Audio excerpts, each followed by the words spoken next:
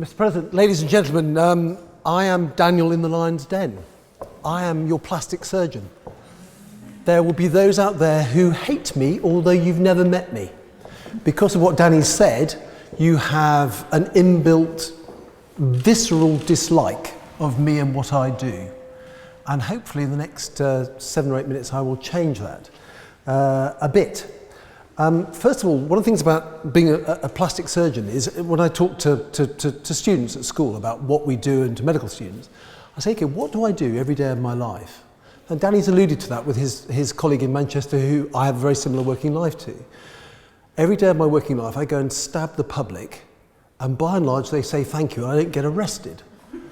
And that does make surgeons interesting people. So I would like you to hold that thought in your head. Unfortunately, we are biologically programmed to like attractiveness.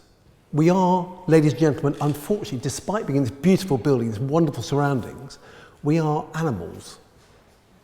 We've only been humanoids for a relatively short period of time. And inside your brain, if all of you have watched Spectre, the new Bond movie, you know there's a gyrus in here. If you put a drill into it, you cannot see beauty. It is actually within your brain. And within architecture, this building probably about fits it. There's a divine proportion, which has been known since the time of the pyramids. 1.618, etc., etc., etc. And it's the proportion that makes everything look beautiful to the human brain. And it's in the pyramids, it's in Notre Dame, it's all around us, and it's in the human face. And the one thing that we need to remember is that we've known that since Leonardo's time. We've known it since time immemorial. The most beautiful face, the most beautiful body is one of the famous statue of David. That is not real. It is actually an artifact of his brain. So I'm afraid to say attractiveness is what allows you to pass your genes on to the next generation. You only have to watch David Attenborough, his current programme about the hunt. We are unfortunately animals, and therefore we will want to be the best at anything we can do. We'll want to be the most attractive. If you look at some of the programmes he's done in the last 40 years, the attractive animal gets the best mate. And that is what we are, I'm afraid, ladies and gentlemen. We are animals. Now, I'm not suggesting for a moment that that's where we should focus, because we are now higher beings. We are able to think more, and I think I would agree with the speakers, certainly on my side, that you need a balance between this, but you certainly should not disparage the looking good bit. If you look back to history, Albrecht Dürer was one of the famous German artist in the 1500s. He actually worked out the ideal female form for his generation, for his world. It wouldn't fit the bill nowadays, and I think that's where we might come on to advertising a little bit later, and I will talk about advertising towards the end of this. But if you look at urban populations now, 1/3 of the income of an urban population is spent on looking good. And that, ladies and gentlemen, is from your toothbrush to what you put on your hair and having your hair cut. It is not just about cosmetic plastic surgery. Now, unfortunately, plastic surgery in your mind probably means cosmetic surgery. Now, it doesn't. Plastic surgery started 100 years ago with the battle injuries in the carnage of the First World War, where we celebrated the start of our specialty this last summer at Passchendaele. 2,000 facial injuries that came in on that first day of the Battle of the Somme to one man in Sidcup in Kent, who went about reconstructing those faces. Now, what we do, and Danny's alluded to this, is not about making people look beautiful. It is about making people work in society. So looking normal in society is what everyone does. We try to do in our specialty. As a plastic surgeon, my day job with the NHS is cleft lip and palate and children with wonky shaped skulls. One of my major successes in life was being sent a tweet by a patient of mine who doesn't remember me. I treated her as a baby, and her mum said, "This bloke made your face better." And she tweeted saying, "I've never met you, but I'd like to say thank you." And what we now know about facial attractiveness and facial deformation is actually, it doesn't matter on the surgeon's skills or what the surgeon does. What it matters is the family.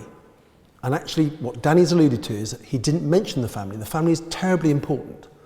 I gave a talk a few years ago at the Woman of the World conference in London, and there was a girl guide who said there are 3 girls in my year in Cardiff, age 16, who are saving for breast augmentation. That is a tragedy. And someone from the audience said the parents should do something about it. The parents knew nothing about it. And one of the things about advertising, which we're doing, and we've tried to get Europe, there's a European standard in how people like me should perform in aesthetic surgery, stipulates that advertising should not be in a place where a child can see it for this type of market, for exactly the reason that Danny said. So please don't think we're being irresponsible, because we're not. We have to remember that youth gives you the idea of fertility. Now, we're all living to, most of the people in this room will now live to 100, which is a pretty horrific thought. But actually, we want to remain healthy and fit and well and looking good. And by that, we mean not looking exhausted. We don't want people to come and say, my God, you look exhausted, you look tired. So please don't think looking good equates to looking different. And Danny alluded to the Americans. The Americans, when the American plastic surgery wives get together at international meetings, they sit at a different table because they look peculiar. So good aesthetic surgery is not about making people look peculiar. It's about making people look better and more comfortable literally in their own skins. So I think we have to bear that in mind. Unfortunately, the female figure has been an object for 30,000 years. There are cave drawings, there are paintings, there are sculptures which date back, and they've worked out the hip-waist ratio in women and how it changes with time, and how the male brain perceives the hip-waist ratio as being someone who is able to procreate. The same applies the other way around, but unfortunately women look at men in a slightly different way, and older men sometimes are looked as being more powerful and therefore perhaps able to pass their genes on more. So the evidence, I think, I'm afraid, ladies and gentlemen, is heavily against our opposition. Yeah. The science is heavily in favour of our motion. We're not suggesting it should be the be-all and end-all. But if you think about the tax dollars, if tax was put on, VAT was put on to Botox and fillers, we could fund the gap in the health service at the moment. That is not a joke. It would bring in £2 billion in revenue a year if that happened. That is how much is spent. And as part of the profession, I'm saying to the Chancellor, do us, mate.